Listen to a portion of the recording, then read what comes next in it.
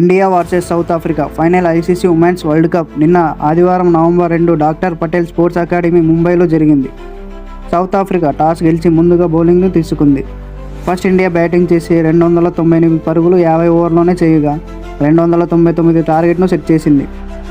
స్మితి మరియు షఫాలి వర్మ 104, 106 బంతుల్లోనే గొప్ప స్టార్ట్ను టీముకు అందించారు. స్మితి 45 పరుగులు చేయగా షఫాలి వర్మ 87, 78 బంతుల్లోనే అద్భుతంగా ఆడింది. జెమిమా రోడ్రిగ్స్ 24, హర్మన్ప్రీత్ 20 పరుగులు చేయగా దీప్తి శర్మ మరియు రిచా ఘోష్ 47 పరుగుల భాగస్వామ్యాన్ని టీంకి అందించారు. దీప్తి శర్మ 58, రిచా ఘోష్ 34 పరుగులు చేసి అదరగొట్టారు. టీమిండియాకు 299 పరుగులు మంచి టార్గెట్ను సెట్ చేసింది.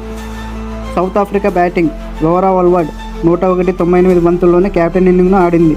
తజ్మిన్ 23, సునీల్ 25, అనేరి డర్క్సన్ 35 పరుగులు చేసి 246, 45.3 ఓవర్లోనే ఆలౌట్ అయ్యారు. ఇండియా బౌలింగ్లో అద్భుతమైన ప్రదర్శన చూపించారు.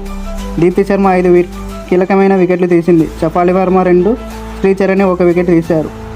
టీమిండియా ఫీల్డింగ్ అయితే టాప్ నాచ్, 2 రన్అట్లు కూడా చేశారు. ఇండియా 52 పరుగుల తేడాతో ఘన విజయాన్ని సాధించింది. ప్లేయర్ ఆఫ్ ది మ్యాచ్ అవార్డును షఫాలి వర్మ గెలుచుకుంది. ప్లేయర్ ఆఫ్ ది సిరీస్ అవార్డును దీప్తి శర్మ గెలుచుకుంది. ఓవరాల్గా టీమిండియా ఆల్రౌండ్ ప్రదర్శనను అదరగొట్టారు. ఈ విజయంతో భారత్ మహిళా క్రికెట్ చరిత్రను తిరగరాసింది. ఎందుకంటే ఇది టీమిండియా మహిళల తొలిసారిగా ఓడిఐ వరల్డ్ కప్ టైటిల్ను గెలుచుకున్నదిగా నిలిచింది కాబట్టి.